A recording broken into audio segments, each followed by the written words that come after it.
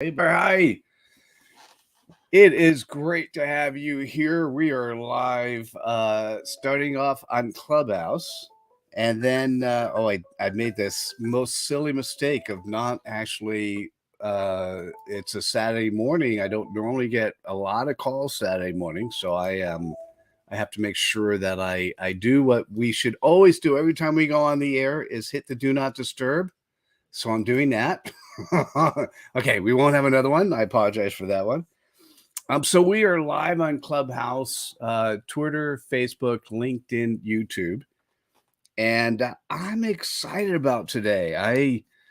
I uh, I did something.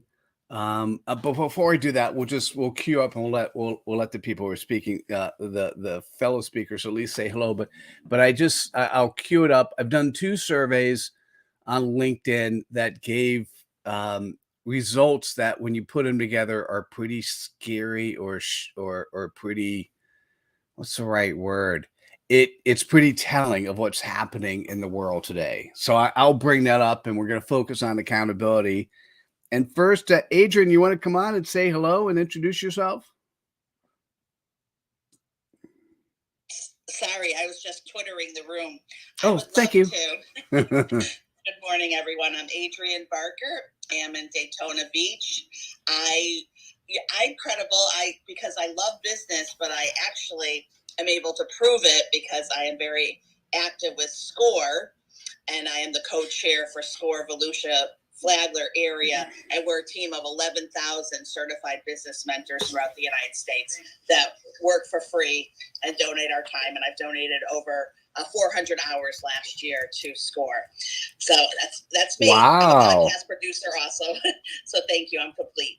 Oh, and by the way, thanks for letting me speak to the group. So I was one of your official speakers at one point in time. It was awesome. Thank you. You're welcome. We'll have to do it again. Thank you. Oh, that'd be fun. Cool. And how about you, Dr. Laura? Nice to see you, by the way. Thanks for showing up on your facial expressions are always amazing. How are you? You want to say hello? I'm well. I'm seeing us live on LinkedIn, Clubhouse, and StreamYard. So I'm about ready to get on Facebook. I'll try to figure out the Twitter. I'm not sure how that. I've never done that before, but we'll figure it out. Awesome. I'm here. I'm accountable. You are at that. You want to say, who are you? Excuse me. I am a transformational coach. I help women transform their stories from trauma to triumph, get them on stages, their voices heard on stages and their words read on pages. And thus I'm also a 2-time international best-selling author. And likewise, I'm a coach and a counselor and speaker. Yep. Nice. Well, thanks, Adrian, for putting in chat the where we are on Twitter is at Happy About on Twitter. And I want to start off with accountability. So what got me thinking about this up front is that I've got a membership community called Credibility Nation. We have 350 people in Credibility Nation, and we have something, and it's only $100 a year. So money is not a barrier. And we have something on Mondays called Accountability Mondays. It's a half hour, right? So it's finding a half hour in your life. And we get of those people, 2 to 5 people who come to Accountability Mondays. And I'm like, okay, what gives? And so I go, let me do a survey. So the survey I did on LinkedIn was, are you accountable? So for me, let's do a little bigger picture. If I focus on credibility, and that's, there are 10 values associated with credibility. Of the 10 values, 2 of them are integrity. It's the only value that's listed twice. Under being trusted, it's your external integrity, how you show up externally. Under being known, it's your internal integrity. So integrity is 20% of the 10 values of credibility. And so when I think about accountability, it's most closely related to integrity. You say what you do and you do what you say.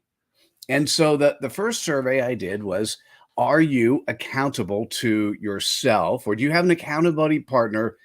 Are you accountable to yourself? Do you have a family member or do you have a team member, or do you not care about accountability? And 61% of the people said they're accountable to themselves. 61%. And it was so skewed in that direction that I go, wait, that's not the entire story. I have to say more.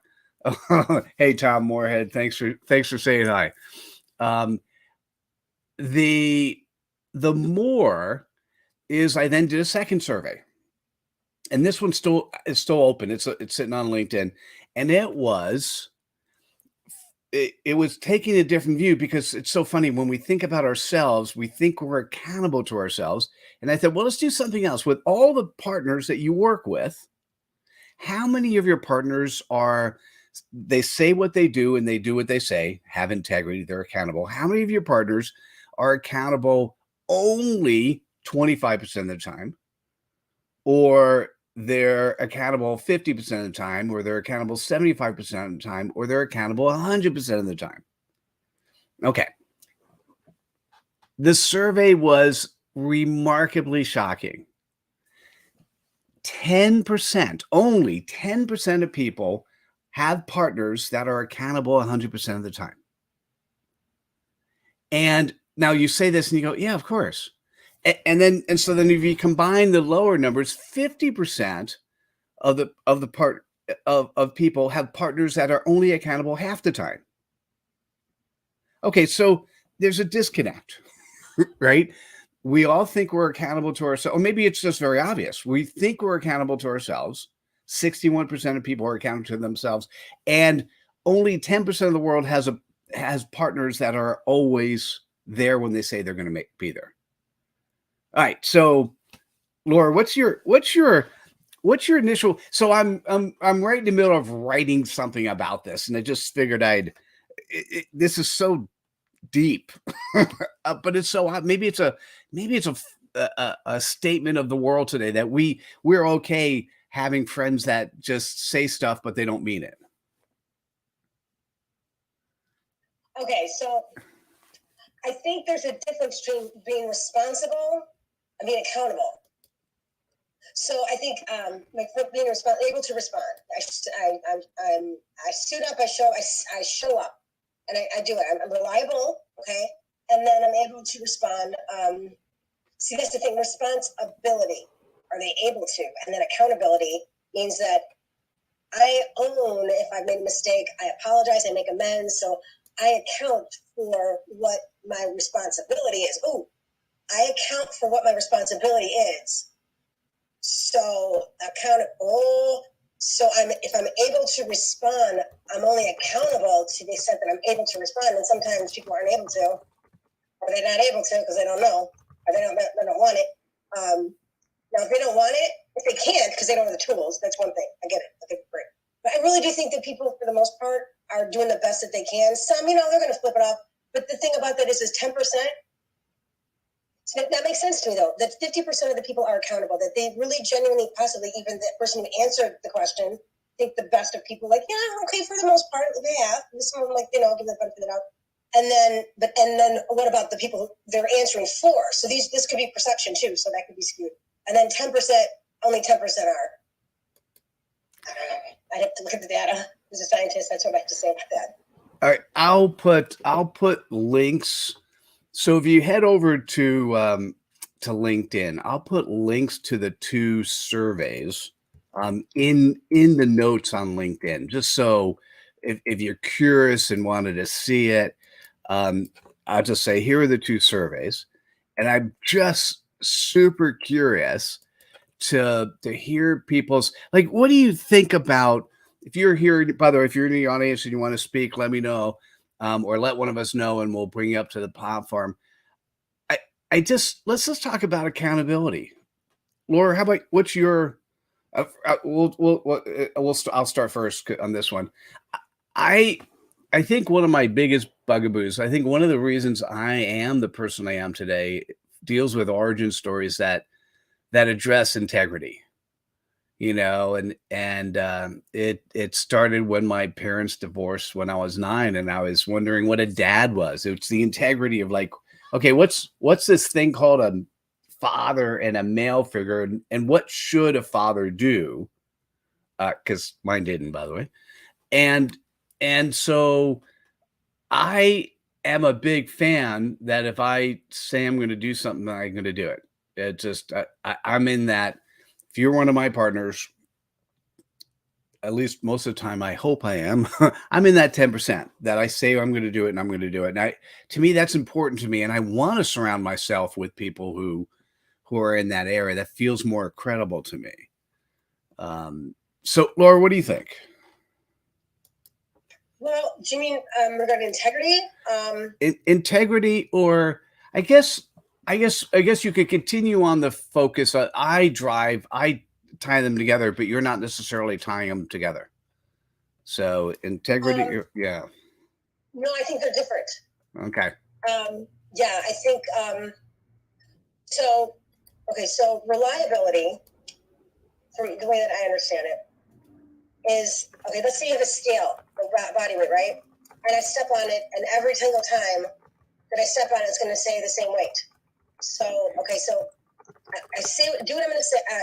I do what I say I'm going to do, and at work this means staying aware, maybe of competencies, incompetencies, limitations. So I don't overpromise something to our partners as well, and so that I'm able to deliver on my commitments, and then I balance any competing priorities that I have. So that's reliability. So I say what I'm going to do, and then I continue doing that. Accountability for me is that I'm an accountant. I evaluate what's appropriate, I examine, and I am responsible for my mistakes, my apologies, and make amends when necessary. These are just my definitions for them. And then responsibility, or you said integrity, I'm sorry. That's choosing when in the face of what's challenging, choosing what is right over, meaning ethically and moral, over what's easy. I'm practicing what I'm professing rather than just professing what I say I'm going to practice. Yeah, so, say what you do and do what you say. Right. But then, no, not necessarily, because that's reliability. That's reliability. Because okay. I can say that I'm a jerk, and I can be a jerk. I'm really reliable about that. But if I tell you that I'm not a jerk and I'm a jerk, then there's no integrity. If I say that I believe in commitment to marriage and staying monogamous, and then I'm not, so then there's, or I should say better. If I'm in a place where I have the opportunity to work for and study for an exam rather than have a cheat sheet provided for me, I choose the way of working because it's in alignment with my ethics, morals, and values. I choose the way of studying for the exam. So I'm choosing, and even when there's that courage of I might screw up and there's fear there because I might fail. Well, if I fail, so I might not achieve the grade that I want. It'd be easier for me to use the cheat sheet, but I'm choosing courage to do what's right rather than what's easy. You know, accountability is. Oh no, go ahead. My definitions. Yeah, no, and I was I wanted to talk about one of those, and that is, I want to use a common language. I don't always look at a cheat sheet as a bad thing, particularly in today's world, because a cheat sheet is a bad thing if you're not allowed to bring in a cheat sheet. Let's just say, for all sake and purposes, I'm in a college class, and that's not allowed. Got it. Then okay, I got you. Thank you for that. Like, what if this and what if that? Let's just, yeah. Okay. The reason I'm going to say that is that part of my son's 24, so he graduated a couple years ago from college, and they were allowed to bring in one sheet of paper, the cheat sheet, right? So, and sometimes it was actually, for some people, it's looking at the piece of paper and reminding yourself. For other people, it's the creation of like for my son, it was the creation of the cheat sheet. He didn't actually need it in the classroom. That could be considered studying. I mean, when I was in school, I would take first time that I was in class, I'd take the notes and I'd rewrite my notes, and then I'd rewrite my notes again, just the same as reading the text chapter before I went to class, and then I'd go through and I'd highlight it, and then I'd highlight it again because I was not weird, just perfectionistic, controlling, manipulative, trying to earn something. It's a whole other conversation. But I hear what you're saying. The creation of it is just like there's a safety, maybe, and then also it could be used to create it itself as a form of studying. But that's pedagogy. Oh, by the way, I thought I'd share for those who are watching us. So the sound, if you're watching us on a platform and not just listening on Clubhouse, the sound for Clubhouse comes here. For the video, we're having the sound. For me, the sound's coming out of here, coming out of my iPad, and and then I'm using StreamYard to actually share on LinkedIn, Facebook, Twitter, YouTube. I just thought I'd share for those who are interested. It's a nice way to bring in comments from other people.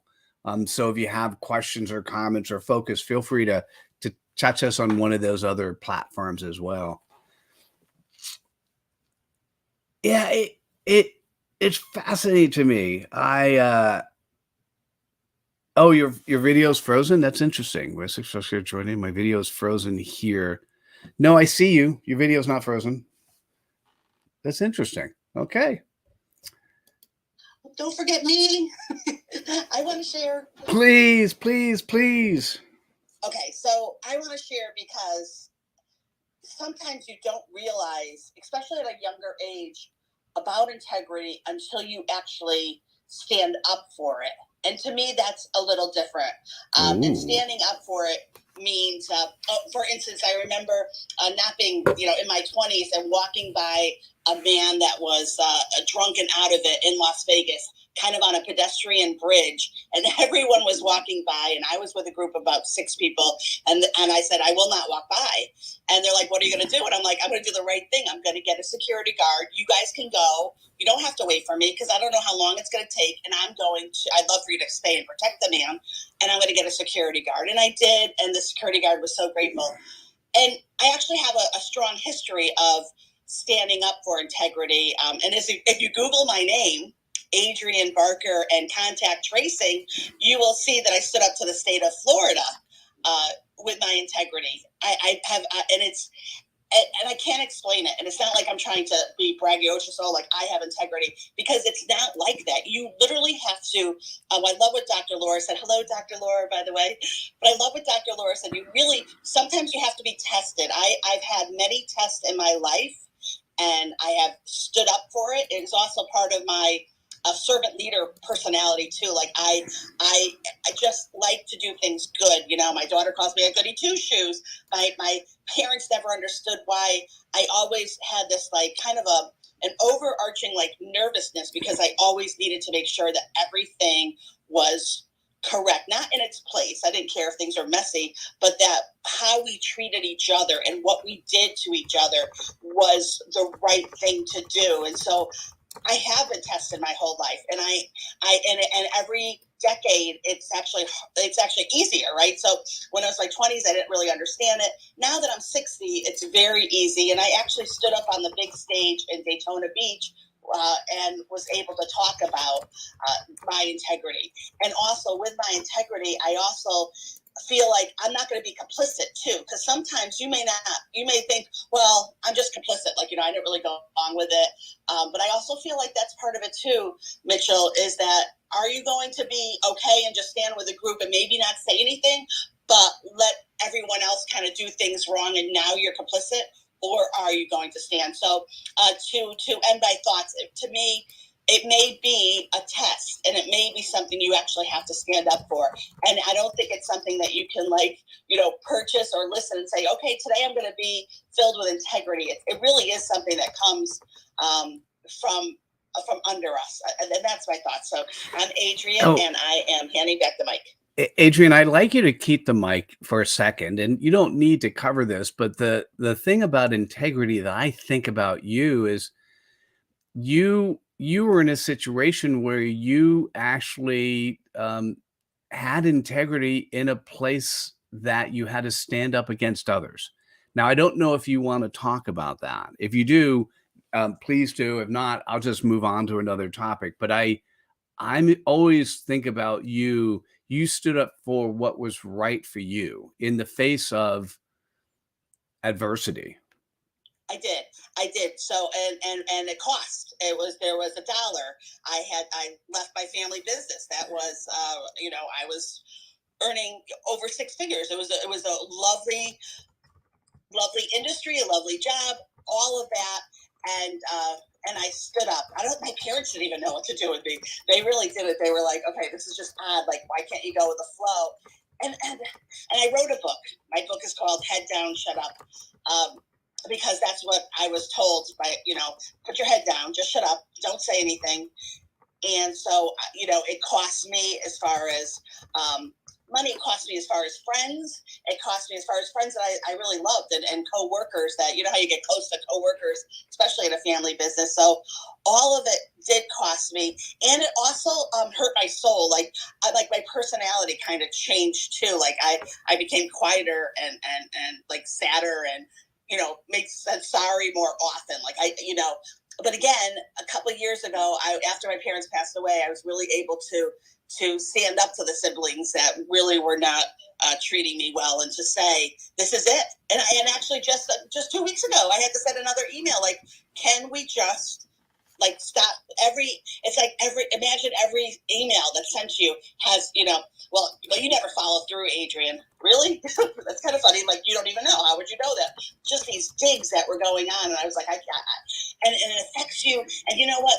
When you're tested, for me, it's like my blood pressure goes up. I feel like red heat from the bottom. So I have like actual real physical alterations in my body, and it takes a while. Someone had called me and said, how are you doing, Adrian? They wanted to know from that point of view.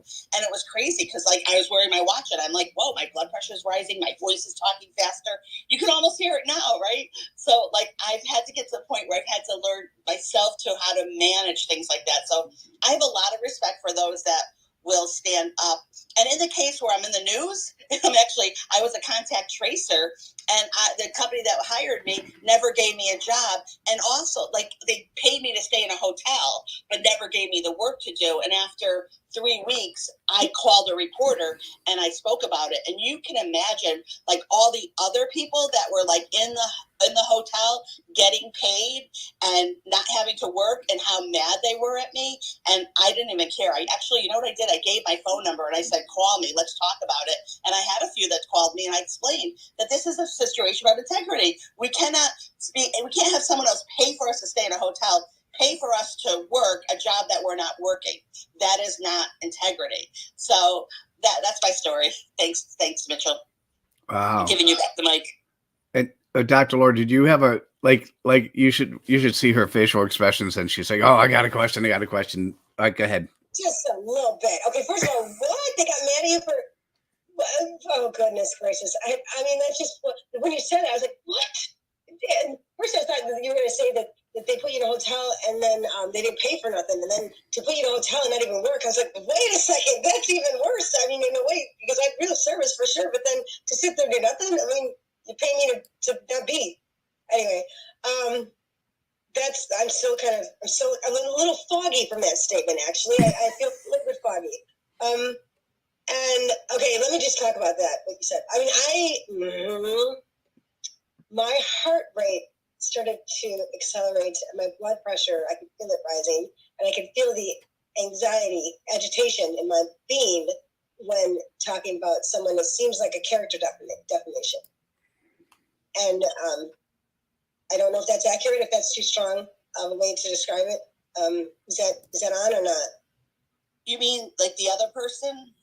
Yeah, the folks who were attacking you. The family. Yes, correct. Yes. Yeah. So, this is interesting, Dr. Laura. I've always felt that, I shouldn't be saying, oh, that person is narcissistic and because who am I? I'm not a doctor to actually. So I went many years not understanding what was going on because I refused in my mind to give a label to someone when I didn't think that I should. But as the internet really kind of grew, and I started to really look at it, and then actually had some amazing conversations with, I think it's Dr. Jordan here on Clubhouse about narcissism. I'm like, okay, it is okay for me to say what that is. And then that allowed me to Google that and to really understand it and say, okay, I can't let that be projected off of me. That was like really important. But yes, you're correct. Okay, so I'm hearing that, and I love Dr. Jordan. He's amazing. And then how interesting it is that having this conversation about family, we started with work, but at the same time, it's very easy for me to love my family like them as a whole nother situation. And the character defamation is the thing about it is that, okay, so here's the thing, right? The character defamation, if it's for here, for example, because I empathize, I hear you. Seriously, 3 weeks ago, I went through that. And they don't know me. They're hurting, professing stuff that's not true. And it still hurts because it moves towards exactly what this room is about, exactly what this club is about. Everything, integrity, credibility, accountability, responsibility, honor, ethic, morality. And it hurts because it's like the one thing that I pride myself on. No, that's not a question. That I pride myself on. And to have it questioned in any way, especially with my industry, when it comes in the possibility that I may violate my code of ethics, which includes non-malfeasance, which is do no harm. And when I hear and see so many should-haves, what you should do and what you need to do, and the coaching and counseling that happens on the app when you're not my counselor, I'm not your counselor. I'm a doctor, I'm a coach, and I'm a counselor. I'm not your doctor, I'm not your coach, and I'm not your counselor, and I don't have any idea what the specifics are about your current situation. And for me to even make an assumption that I could give you advice, the curse word, or should on you, when I don't have any idea, I've just met you. I think that's a huge disrespect. My integrity then is questioned because I'm not adhering to my code of ethics. If you don't know what that is, then look up my license. And if you're going to question my license, look it up first. If you're going to question whether or not I have a degree, look it up first. I'll give you the link. Just saying. This particular topic, which is really interesting. Let me throw in a couple other character traits, some values of credibility. It's your moral compass. It's your and Dr. Laura, thanks for sharing, reminding me. You could be in integrity, or you can be authentic and you could still be a bad person, right? So you need to have a moral compass. And so the two other values that are part of being credible is having the intent and commitment to do the right thing. Now, the question is what's right, and that one I've never actually defined. I think if I'm going to define it publicly and say, Mitchell, what's right? I think it has to do with two areas. One, being a servant leader, so being of service to others, and then two, not having hate in your life. There's just no excuse for hate in your life anywhere, right? It's if that has permeated in something else has happened in a poor way or a bad way. But so we'll put that aside. So what both of you have been talking about, Dr. Laura, you with your practice, and Adrian, you with the family business, is the intent and commitment to do the right thing. For you personally, you didn't want to be pushed over the line, where you were asked to do things that felt uncomfortable for you with that. And I applaud both of you for that, for the ability to stand up and make that happen. Like crazy cool. Like so many people take the easy answer. Oh, and particularly if it's like mom or dad and they go, oh, well, you can do this. And, they're your 30 figure. And, but at some point in time in everyone's life, and I think what I'm seeing happen with today's generation sooner versus later is more people are getting it when they're younger, and they're getting this strong moral compass. And that's what I started off with, is this concept of who's your accountability coach, who's helping you, who's driving it.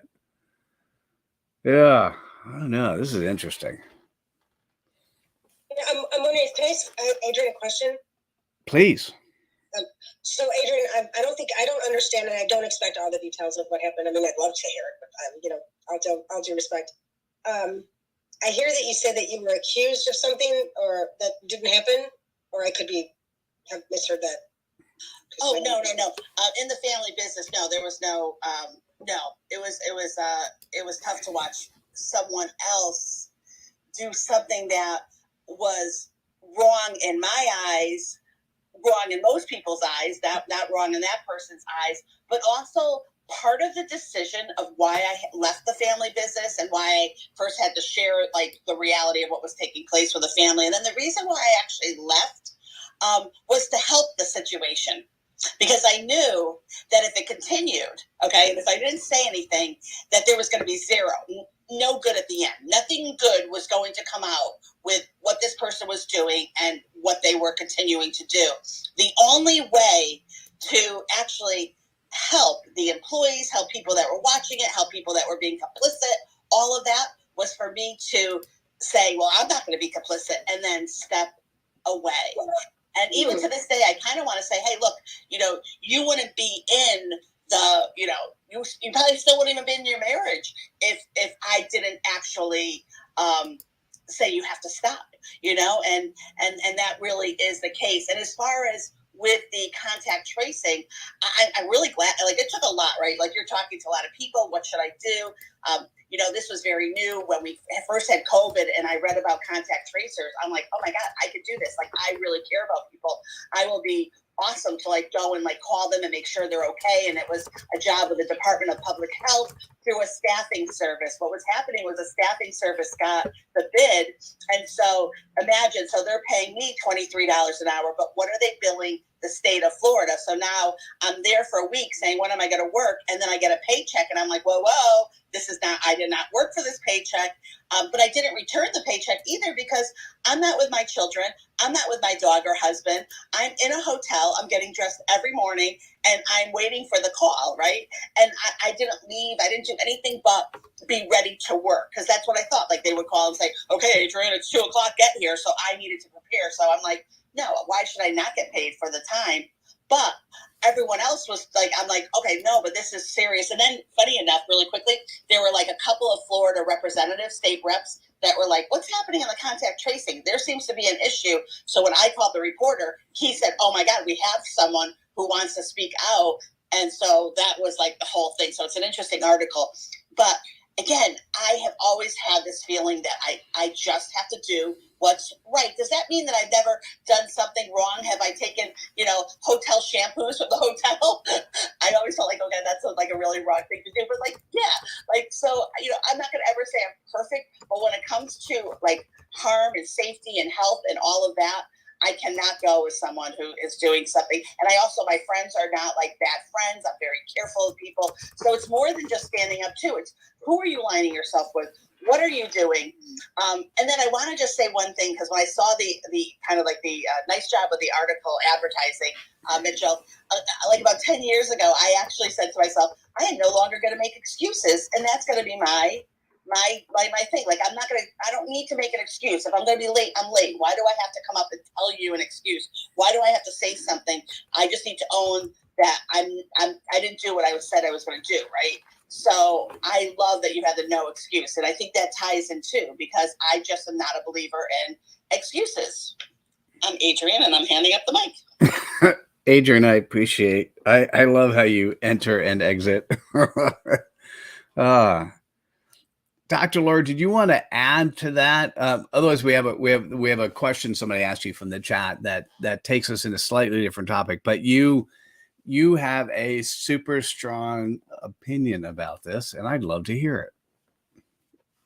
Oh, I do? Okay. Well, I take a slightly different approach, and I hear that. I mean, I wonder. I have a philosophy about we talk about courage and bravery and leadership and vulnerability and fear and all that good stuff, because it's good stuff. And to be able to stand in courage is to emotionally risk is being willing to expose emotionally while risking the uncertain outcome. So be emotionally exposed with the risk of with an uncertain outcome. And that by there in the definition is courage. Is that there's fear there. And I don't believe that leaders are in charge. They're responsible for those in their charge. And as of late, I've added too, seeing the potential in others and allowing and nurturing and bringing out, teasing out, not pulling out, nudging, letting it flow out and modeling out. I can't think of the word right now. So to not be silent about the tough stuff. And my question is about when it's really hard to have those hard conversations. Because I know for me, especially with my family, see, this is the whole thing. Adrian, you got like family and business. What? That's like, you had to add religion and politics on there? God, that'd be like a trifecta Pandora's box just waiting to be open. My point is that they have those conversations like, okay, my parents raised me. I've been having this conversation so much lately. When I came out of the chute, all right, I'm in a warm and closed environment. I'm silent. Everything's quiet. I come out, you will hear me. You will hear me. I'm here. And from that moment, our parents train us. I don't care. I have a PhD in child development and family studies. We can talk nurturing and parenting, all those soft fuzzy words. We're trained, all right, how to be in the world. And more what our parents teach us how we're supposed to be. Based on what they value, what they understand, because we all do. Right now, I'm doing the best in the world that I can with the tools that I got. And there's something that I could totally be missing, and I just don't know any different because it's all the tools I got. I don't know what I don't know. So when we're coming out of the chute, we're trained, taught, nurtured, parented, whatever, socialized to assimilate, to acclimate, to accommodate based on what those who have come, how and what those have come before us instill upon us. And so for me, for example, that was, you can have your mood, go ahead and have it in the other room. Be nice, be quiet, don't say a word, and make sure, you're good with grades, but just don't boast about it, because who do you think you are? So I never learned how to have those hard conversations. I never learned, especially growing up as a teenager, once I started to have the cognition and the rationality and the logistics of my brain start to reformat, reconfigure, like, things are starting to make sense. Well, wait a second, there's cognitive dissonance here. How can you possibly, it doesn't make sense to me, for a young girl or whomever, a child, that her parent, this is just an example, hypothetical, who's dying of cancer, and I work as a pharmaceutical representative, and I have access to those pharmaceuticals. I don't believe in stealing. My morals are to preserve life. And then I work in a pharmaceutical industry where I have access to these medications, and my mother is dying of cancer.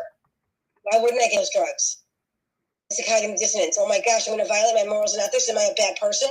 My values? What takes priority? So I'm told not to kill. I'm told to take no drugs. I'm giving them off. This is, again, context, actually, obviously. So to have those conversations and say, what is that about? Wait, what you're doing? And there's like, and then the thing about all this is that when we align ourselves with our values and our morals, and we confront, or when we experience, or we are set in front of our face those whom we've been taught to love, we've been taught to respect and adhere to their values, and then we find out our own, then how then do you stand bravely and say, this ain't right? This ain't right, I know myself. And then to go off on my own and say, I know me well enough. I'm not going to fit in with you anymore. I'd rather belong to me and know who I am, rather than fit in with you and betray everything I am about myself. Because if I do that, I'll never go back to me. I'll never fit in with me. If I belong to me and I betray that, I'll never even fit in with my skin. So I'm really reflecting on, I'm 49. I'm 49 years of life. So this is all coming up for me. So thank you, Adrian. This is huge right now. This is huge right now, because everything you're saying is bringing up for me. Is it not a trigger, but it is. And it is. Triggers don't have to be like, oh my God, the world's ending. Trigger is confronting and coming, having all of this stuff in front of my face saying, when didn't I? And thank God I did when I could. It's not an answer. It's amazing. You're amazing. I'm done. Yeah, that was so brilliant. You're brilliant. I just want to take a second to say, to actually ask a question, Dr. Laura. I'm curious if age, and that's my nickname too, age, but I'm curious if age has something to do with this, because also, I really do reflect that, I'm not the same as my 20s, my 30s, my 40s, my 50s, and now I hit 60 this summer. And So I'm always thinking in my head when I tell my story that I wanted to somehow resonate with someone that's a little younger, that, you know, to help them, because they may not have that ability to speak up or to actually even really understand what's taking place. So can you share a little bit? Sorry, Mitchell, I'm asking a question, but I'm just curious where that falls in the alignment of your age. I don't buy age got nothing to do with it. Think about it now. Think about this, okay? I think up until the point at which the brain the brain is at full maturation. Okay, let's use that as a rule out. All right, let's use that as because you can't rationalize with someone's brain who's a 10-year-old, because it's not that the 10-year-old's wrong. It's that they can't conceptualize. Even a 20-year-old, their brain's not yet fully developed. You got to 25 about that the brain is at full cognition ability or potential. At that point, then you can move on. But I don't think I wanted to say yes, and then I said heck to the no. No way, because if that were the case, then okay, I'm 49 and my parents are in their 70s, almost 80s, late 80s. And there's certain times where I'm like, why can't they just get on board? All right, we got computers now. I mean, they do, but I mean, this is an exaggeration. And even as a teenager, we come out of the chute, we're trained, right? Mitchell, you got this cute little smug look on your smile on your face, like, there's Laura. We trained coming out of the chute. And then as we experience life, like omnipotent firefighters, police officers, parents, teachers, politicians, clergy, everyone is not better, but they know better, because in the whole world they know better. Because I only got 2 years of life experience. Life account is 2 years. So then I come into adolescence. Wait a second. Then the brain starts to shift. You start to have it's a whole maturation. It's a development through the life cycle that the brain starts to go, wait, I'm in a question, and then we get a pushback. Like, what about this? Why initially, and then we're told not to why, and then we get to adolescence, and then we start to question, and then we're stifled down again, because this is how it is. You're grounded. So we're trained and we're molded on how to be in the world. So then we get to as a young adult, and then we get to middle adulthood where they ain't working for me, and then we start to see things. We're like, dang, my parents, what are they doing with it? And then we start to see that possibly they have more life account than do we. So possibly maybe 20 years ahead. So I'm 50, almost 50. I'm 50, almost 50. So they got 70, all right? So they've been around longer than me, and they're looking at me saying, why are you doing what you're doing? That's not how we taught you. You didn't grow up this way. Who are you? Are you my child? And they don't understand how I'm doing this with my life. Or I heard someone say the other day, they don't understand why why I take pride in the trophy that I won for the Mopar automobile engine that I won, because they didn't see me. And the parents telling them, why are you wasting, and this person's in their mid-50s and their parents in their almost 80s, why are you wasting your time working on those cars? Because it's valuable to them. They don't see the value in it. So I don't think it has anything to do with age. I think it's the awareness of being available for the idea of possibility of accepting each other for who they are. Because the same thing that we're doing, why don't my parents accept me? Why can't my parents see me as a teenager, as a coming out of the chute? Do you see me? I'm here. I'm crying now. It's cold. Get me back in. It's cold. You know, you're going to see me whether you're not. You're going to hear me for sure. And then as a young child, why? Adolescent, why?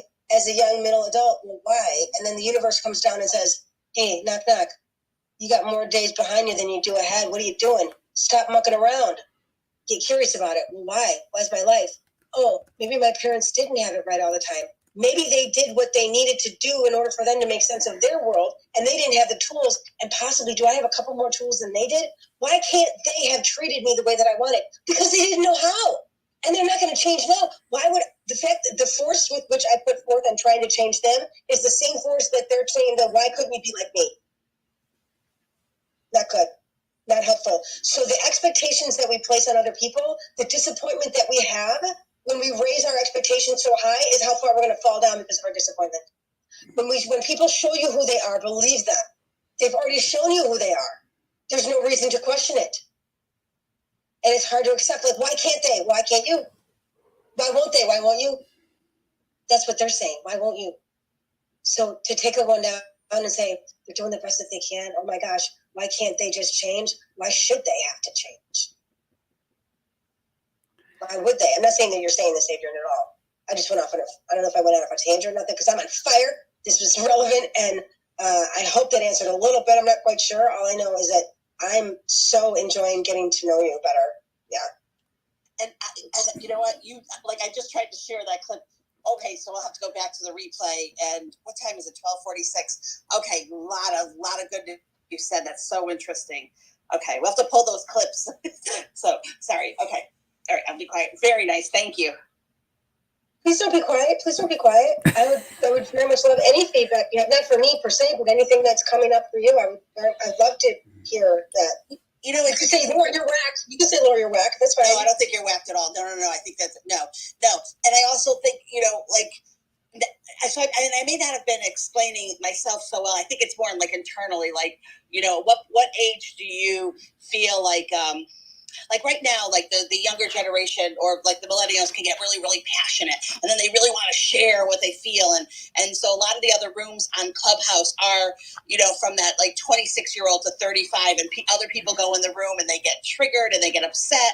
And, I don't, because at my age of 60, I can kind of like layer it all out, and I can move it aside. So I kind of, in a way, that's kind of what I was thinking, is that I know myself that, and maybe with my parents too. I remember my mom at like 70, all of a sudden I'm like, where's your filter? You're just saying anything. Like, oh my God, my mom would be like, oh my God, Sally, did you just gain 40 pounds? And I was like, Mom, don't do that. So, I don't know. I don't know really. I just know for myself, I think I'm at a really good place right now where I can kind of help other people by just sharing the story, but also being careful about making sure, because the other people in my story are still alive and they're still doing things. But I wanted to say one other thing too, is that I've noticed now at my age, so like growing up, I was always insulted. Adrian, your writing is horrible. You can't speak at the event. No, you're doing this wrong. Oh my God, you shouldn't touch social media. You don't know what you're doing. And now I'm a podcast producer, so of course there's a lot of content. I'm writing show notes and creating titles and blah, blah, blah, blah, blah. And it's funny when someone says, oh my God, I really love that show title, or I like your show notes. It does affect you, because I'll go back and I'll think, oh my God, like, wow, really? Because I was always told how bad I was at something. And so there was even more to like growing up for me, because it was always consistently being put down. So I think that it also takes a lot in your own, like finding your own credibility, that sometimes you have to stop listening to the other negativity that people want to give to you. And I don't like what they're projecting or whatever that is, Dr. Laura. But, how does a person handle it? And we all handle it at different ages. I can tell you one other story. I remember that my brother, he would say something and he would say it in such a way I'd have to believe him, right? And so he would just all through, and then all of a sudden the internet was born, and then I started Googling, and it was a really weird realization to realize that the things that I was being told were not really accurate. They were his opinion only, and now I had an open source to actually find out, and that actually in itself was pretty devastating to me, and it had to make me like really look like, wait a second, Adrian, all the things that you were told and you believed, now you've got to like recycle that in your brain. So anyways, I'm Adrian, and I'm going to throw up the mic again. Sorry. I thought I heard you say, I'm going to go throw up the mic. No, I don't think you said that.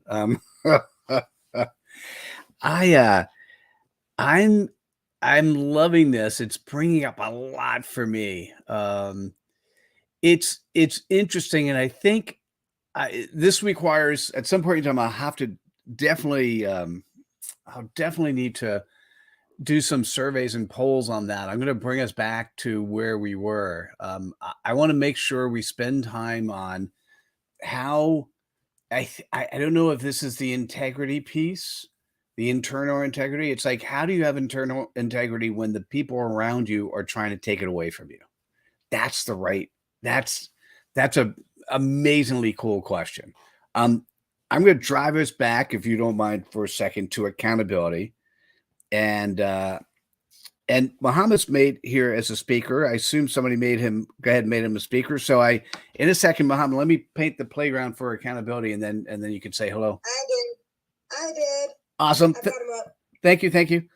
All right. So the big thing the way I opened up the session, and this is the Credibility Nation Clubhouse, specifically today, the room's focused on accountability. And the surveys I did on LinkedIn recently were just amazing.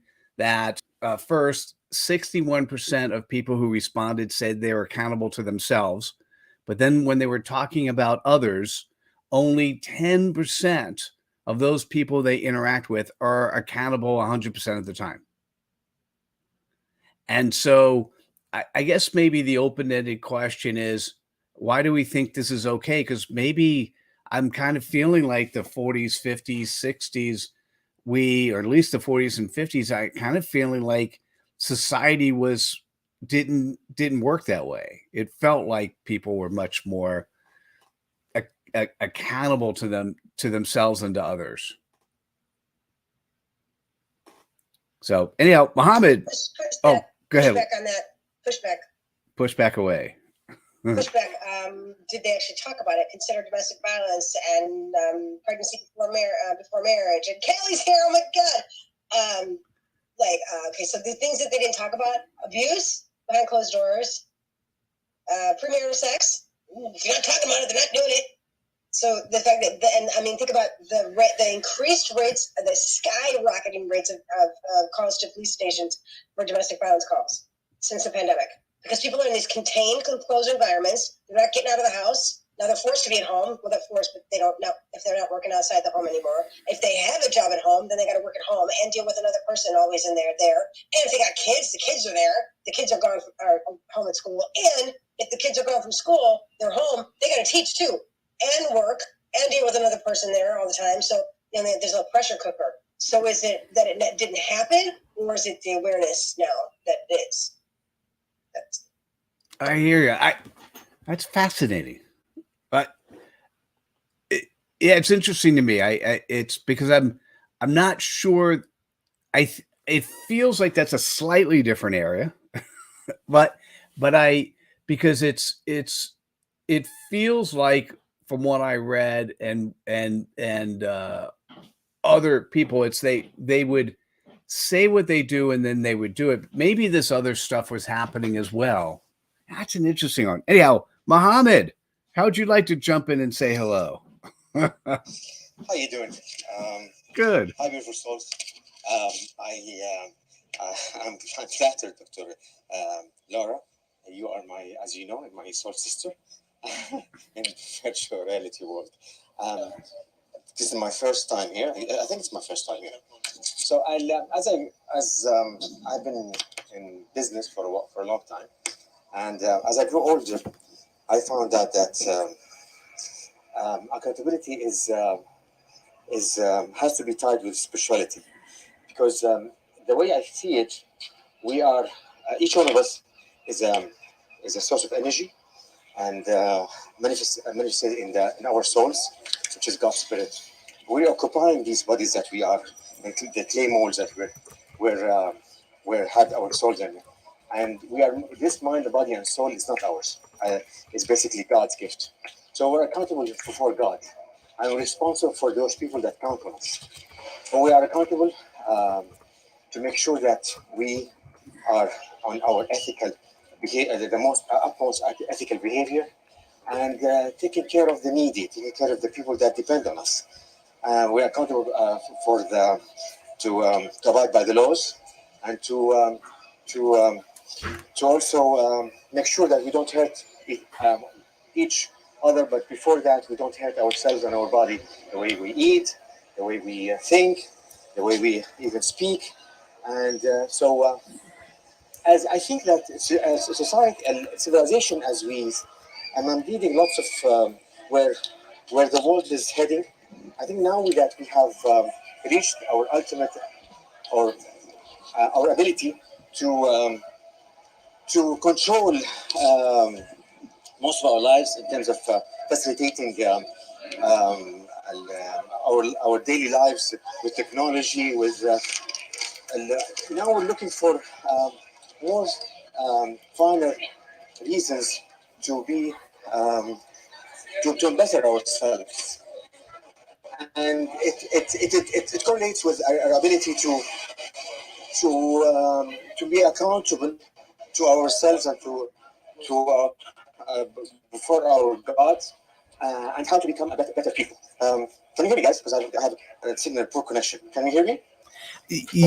Yes. Yeah. Yes. It's a little bit. Yeah. It's a little bit. Yeah. I'm walking in the street, so it's probably in one of the alleys.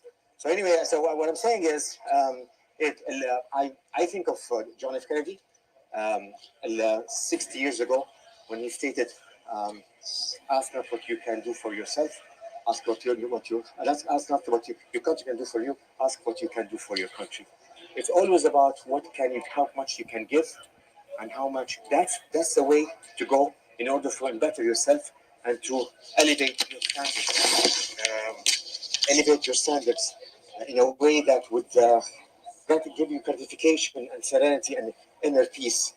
If you cannot do that, and if you think that your ego is the way to go and will take over, then you have degraded you're Mohammed. You're yeah, Mohammed. You now cutting up. We're just yeah. Thank you for that. We got most of it, and then there was a couple spots where it just became.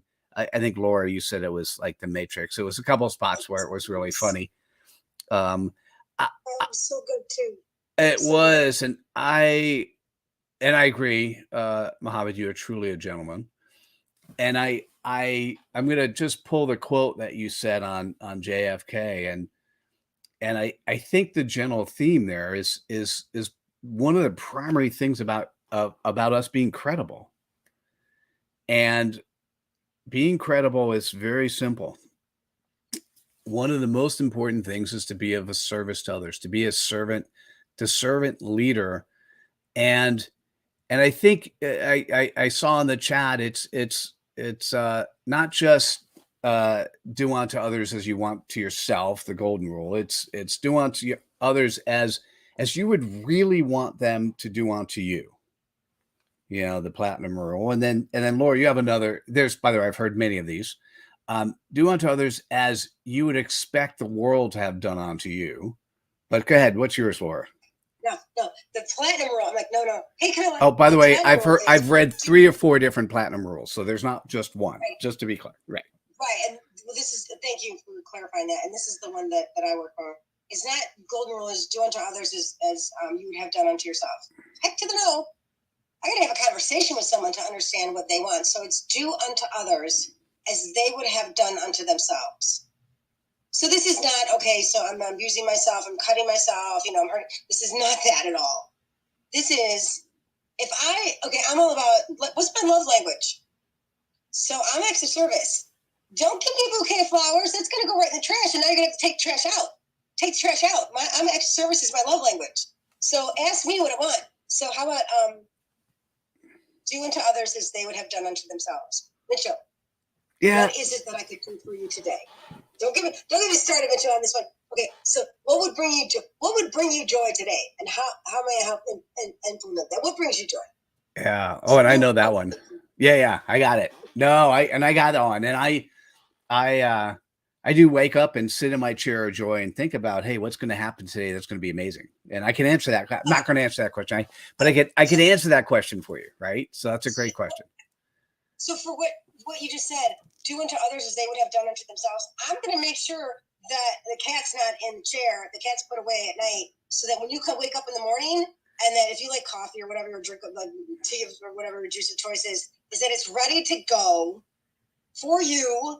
And this is my kind of like acts of service too. Is that's what you want? That's your thing. You're gonna, if you want to sit and meditate or whatever.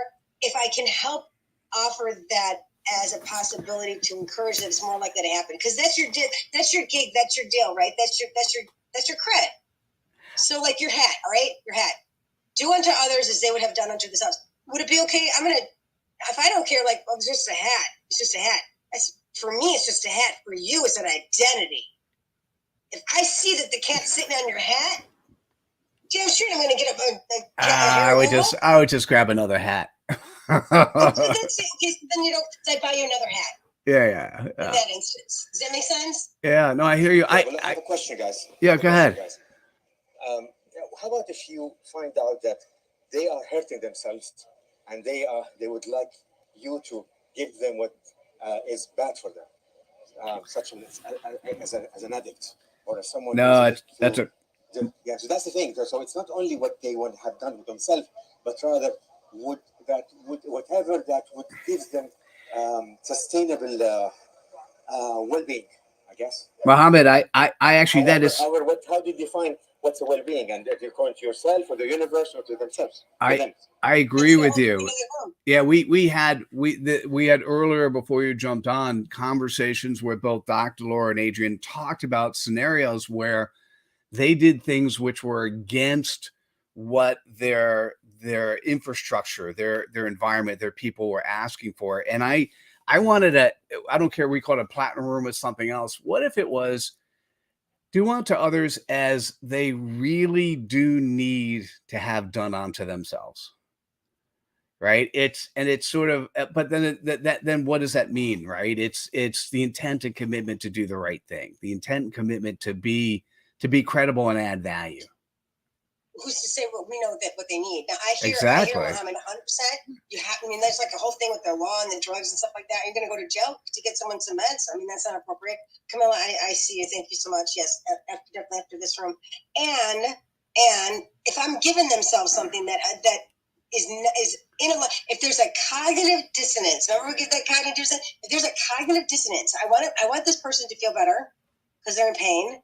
And I don't want them to take drugs. I have access to the drugs, and etc. Whatever the situation is, if it is not in alignment with my morals and my ethics and my code of conduct as a person, as a human, then you have to weigh that. And then here's the tricky thing. Ready? How much do I love me in order to and belong to my values and ethics? Because if I betray that and fit in with you, I can never go back and belong with me. Right. Unless you can rationalize, right, and justify. Right. Muhammad, I don't have an answer for your question. I just say exactly. So basically, it might hurt you, but for the greater good of the other person. So you sacrifice your relationship and you sacrifice yourself in order for others to live a better life. Which is utopia thing, Gandhi, Mother Teresa thing, but that's how it goes. Hey, I was gonna, Camilla. Thank you, Muhammad. And I know it is that opens up a lot of thoughts. And we have somebody else new in the room, and I just thought I'd let her introduce herself and say hello. And Camilla, welcome. Glad to have you here. Thank you so much, Mitchell. It's lovely to be here and to meet you. And also, yeah, this is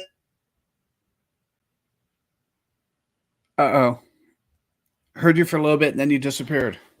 A great topic, accountability as part of leaders living their values. Love this topic to share and learn. And I'm kind of catching up on the conversation. But I definitely wanted to just share that in terms of the importance of leaders living their values. I think it's absolutely crucial, because if we're to have influence, if we're to have authority as well, we create respect through the example that we create. So it's almost like leaders have to go first in things and taking that accountability, and that in my view creates a lot of respect from your teams. So I just wanted to share that, and thank you so much, Mitchell. Back to you. Oh, you're welcome. Thanks for joining us. If I just may, Mitchell, interject just briefly, is that Camilla has actually helped me in a way that it's hard to convey, because without going into specific detail, allowed me an opportunity to see business and approaching business and being more of me without falling out of alignment with my ethics and what we were talking about earlier, while maintaining my code of conduct and ethics. Maintaining non-malfeasance, which means do no harm to the client, and also maintaining my ethics, morals, and values about, I'm not going to cry right now, while maintaining everything that I hold dear to my heart, what's in the best interest of another. By the way, one of my friends, Kiana, just sends you love on Facebook, Dr. Laura. Yeah, this is really interesting because there's always these fine lines. And Muhammad, you helped us walk through this very interesting fine line. And the fine and this entire conversation, each one of us have had an opportunity where what resonates with us internally, it doesn't resonate with what our mentors, what our surroundings are telling us to do. And so what do? Right? What is the focus? How do you make it happen? And you have to do what's in your heart and have if you have and I don't know what the word right means. That's one thing. If you have the moral compass that allows you to go through life credibly, then if you're doing the right thing and you are of service to others, and by the way, you have to be of service to yourself before you can be of service to others. You can't just always give. You have to make sure that you're taking care of yourself. And that's a really interesting, this has got me really thinking through a number of fascinating topics. Am I too much in my head, Dr. Laura? Well, I don't know. What Shirzad might say is, what do you feel in your body? Guys, Dr. Rolla, when I lived in LA about 30 years ago, I had a friend of mine, and they were very good friends. We used to go clubbing together, and we spent most of the time together. But he had a shady business, and I was very anxious to cut myself a business, some money out of these deals that he's making. He refused so much, rejected. He said, Mohammed, I don't want you to go there. I'm inflicted with this corruption that I'm in, and I'm benefiting. But you know what? I don't want you to go there. I need you to be the pure person that you are, or at least you're better than me. So I felt, now that I'm older, I have so much respect for that guy. Although he was corrupt, but at least he kept me. He prevented me from going through what he went through. Nice. And Adrian, I'm still thinking about you. I'm still thinking about that amazing example of you have a work ethic. And that work ethic is you do stuff, you're asked to do something, you paid to do what you do. And you were put in a scenario where you were making money without delivering value, and that bothered you, and you talked about it. I'm still sitting here and I'm shivering when I'm thinking about how excited I am that you shared that, because I don't think I knew that before. Oh, thank you. I also had to be very brave, right? Because the minute that story came on, there was a lot. And you know what? I actually remember thinking, I'm okay separating like the negative, horrible things that people were saying. And then something hit me. It was weird. I was like, I woke up in the middle of the night and said, Adrian, just give me your phone number. Just say, you got a problem? Call me. Right? Like, because the average person, really, it's easy to be like a what is it called? The keyboard warrior. So I think that you really have to internally, and that's what I'm saying, Mitchell. Would I have been able to, when people are all of a sudden starting to insult the core of you, and it sounds like Dr. Laura that you were dealing with that. They don't really know you, and now they're saying things that are like hurt because you've worked so hard to get where you are. How do you handle that? For me, it was like, I'm just going to give you my phone number and call me if you really care, and we'll have that conversation. And as I said, I remember I had 2 conversations, and they both apologized at the end. They were both like, oh my God, we didn't really realize it. And I'm like, yeah, because in your mind, you were only thinking that I was trying to hurt the other people that were making money by not working, right? Because that was the interesting thing. And what's going to happen to those that have been complicit, stayed, didn't say anything, and maybe they're, at the pool all day or at the beach all day or just, shopping or whatever. Whereas I just couldn't do that. Yeah. Anyways, thank you for recognizing that, Mitchell, and great conversation. Oh, may I ask Muhammad where he is? Because it was really, I'm kind of curious. I can't help myself. Where are you, Mohammed? I'm spending my vacation in London. I'm walking the Soho district. Oh my God, is it as hot? Is it unbearable? It used to be. Now it's much better. It's like 25 now. It hit 40 degrees about 2 weeks ago. That's amazing. 40? Yeah, believe it or not, they declared nationwide emergency because they had a shortage of water and a drought and so forth. But we had a couple of days of rain, so it's not that bad anymore. But still, it's weird. This climate change is going on. And believe it or not, in Saudi Arabia, we're having rain. Wow.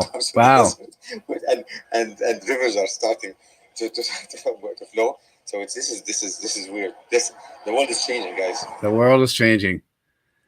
Dr. Laura, you had something you want to say, and then we'll start wrapping up.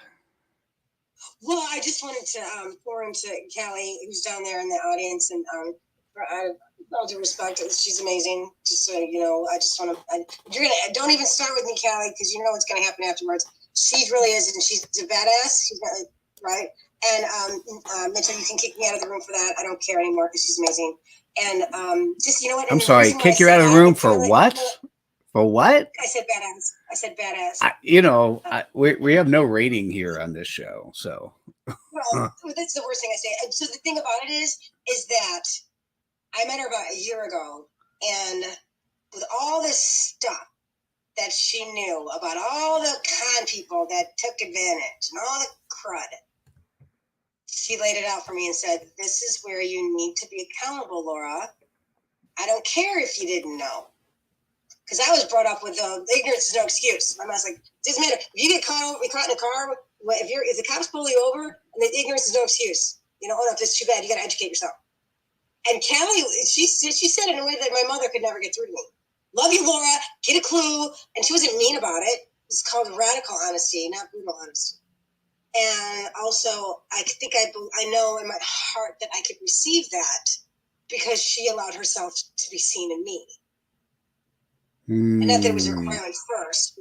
I saw her first. Not that it doesn't matter what order it was. And knowing that I could receive then. It's a whole, not a dance, but a dialogue and a relationship that develops. I love you.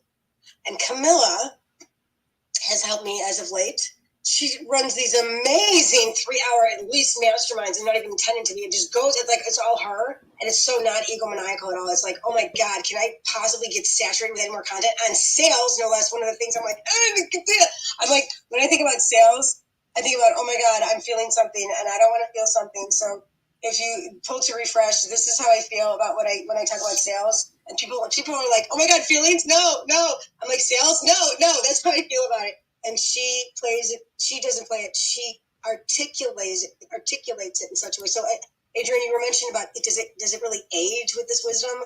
I don't know. I believe that she's younger than me. I'll tell you, it has nothing to do with age. This woman is wise. Thanks. Laura, thanks for sharing. I'm, by the way, another one of the values of credibility is spreading cred dust. So basically sharing the ideas, thoughts, and values. It's that sparkle that happens when you do that. And I'm glad you're sharing love.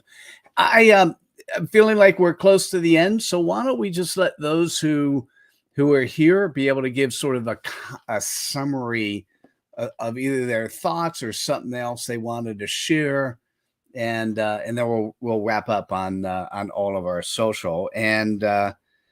And I guess we can do last in first to speak. So Camilla, did you want to give a quick summary based on what you heard or saw? Yeah, so what I would add, Mitchell, I think here is, and based on what I heard as well, is yes, the moral compass of a leader. I think that the credibility, the ethics that we hold are what, draws people to us in part. I think it's not something to be underestimated in terms of the power of ethics as a leader, and it is important that we act always with integrity as leaders and that we are, as accountable as those, because if we are the decision makers and we are those who are influencing others, then we absolutely need to be ready to take at least shared accountability for when things don't work out. And there is a great book, I'm not sure if people here have read it. It is called Black Box Thinking, and it's all about how the more we analyze when things go wrong in a positive way, saying how can I refine this, how can I improve, rather than a blame game, the better we make things. So I would just encourage everyone to think how can we improve and not dwell on the mistakes in terms of blame and things like that. So that's what I would say. Back to you, Mitchell. Thanks for having me. Oh, thanks for being here. And we should definitely connect. And clearly Laura loves you beyond belief, which means I would love you as well. So let's make sure we also connect. Mohammed, can you want to share some thoughts or wrap up? Yeah, I think Mohammed too, you're amazing too. I didn't say that. You're amazing too. I'm so sorry to interrupt you. You are amazing. Oh, thank you. You're so kind. Thanks a lot.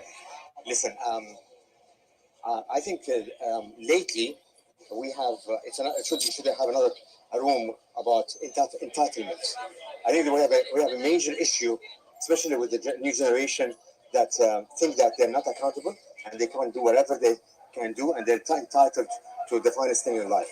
I know this guy is a bit controversial, the speaker, and I think this professor, and I love the way he thinks, and I'm listening to him a lot. Jordan Peterson. I think that we should revisit how accountable we are before God, and we should be responsible for our decisions.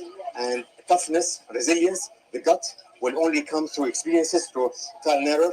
So don't be afraid to take on responsibility and be accountable for whatever decisions you have made, and that's how you grow. That's how you better yourself. And at the end of each one of us of our lives, the impact you give to others is your KPI. The more impact, the more beneficial you are to mankind. Thank you. Thanks a lot, and I'll leave the mic. Mohammed, you just gave me chills with what you just said. That was very beautiful. Thank you. Really, absolutely beautiful. Let me put in the little heart. Was it the happy dance thing? We'll put in a little heart. Thank you. Wow. Dr. Laura, you're next. I've said enough. I'm good. I'm coasting on the vibe of the room, so I defer. It's a nice room. Thank you. I love that. You always surprise me in a positive way. Adrian, how would you like to summarize? I just actually want to say thank you, because I think every opportunity that we have that we can kind of covertly, for me, I still have to be careful, share my story and be part of a conversation like this. Well, for me on the East Coast, it's now 1:18, ready to go take a dip, and I'm feeling good. So thank you all. I really appreciate it. I'm following you, Mohammed and Camilla. Thank you, Dr. Laura. Your wisdom is just amazing. I love you. I really do. And Mitchell, you know how I feel about you. 5 years ago, we met and we stayed together. And I think that's just tells our story too about us, right? There were plenty of people in the room that day for the big giving, which really makes sense too, right? For the big giving, just the terminology. So thank you all. And I wish everyone a fantastic, healthy, happy, and safe weekend. I'm Adrian, and I'm out. Adrian, I love you as well. Thank you. I knew how the room would start. I didn't know how it would meander. And I'm loving how even the summaries were like really so amazingly spot on. And I think the what I want to continue to do, what I want to hear from you, and because we'll still, this is still for me the Clubhouse experiment, right? I love the fact that there are people who reach out on other platforms because we're streaming elsewhere.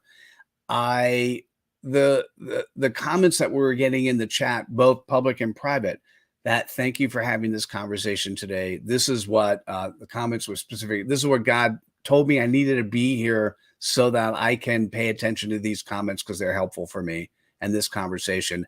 I'm just going to say that's what that's what leadership is about. That's what being credible is about. It's just being of service to others. And the my bigger goal in life is to tip the scale between those people in the world who act with their heart, with their love, with the ability of being of service to others, those people who are credible, and the other side. And I call the other side dubious. And rooms like this, the primary focus, hey, I'm glad you loved it.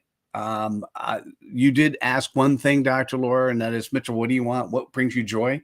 I'm going to tell you, it's to spread the word of credibility, spread the word of, for me, the most easiest thing I could do. I just finished wrapping up the second edition of the course that allows people to articulate their purpose in less than it's an hour-long course, and they can articulate their purpose in 1 to 2 seconds. And I'm going to share mine and then I'm going to say, what's my goal? I want 250,000 people to take the course next year. And I'm going to gift the course to those people who have existing platforms and they're credible. So if you know of who to speak to, let me know, because I'm interested in that. And I'm going to share mine because mine is actually this room's title. I call it the CPOP, that customer point of possibilities. Mine is leaders living their values and making a difference. And that's who I work with. And it's fun to run across leaders who really are living their values and making a difference. And this conversation brought out a really important element of accountability, of integrity, of having the intent and commitment to do the right thing. And so anyhow, I'm just going to say thank you. As always, thank you. I love you. Let's continue to allow other people to get what they need. And it's being able to feel the way that I feel right now, being able to feel the way I could see in your face, Laura, the way you feel right now, to be able to share with others this opportunity that the world is really a beautiful place. Let's find the good things that will work for you. All right. So I'm going to stop the broadcast on social media first. And hey, guys, thank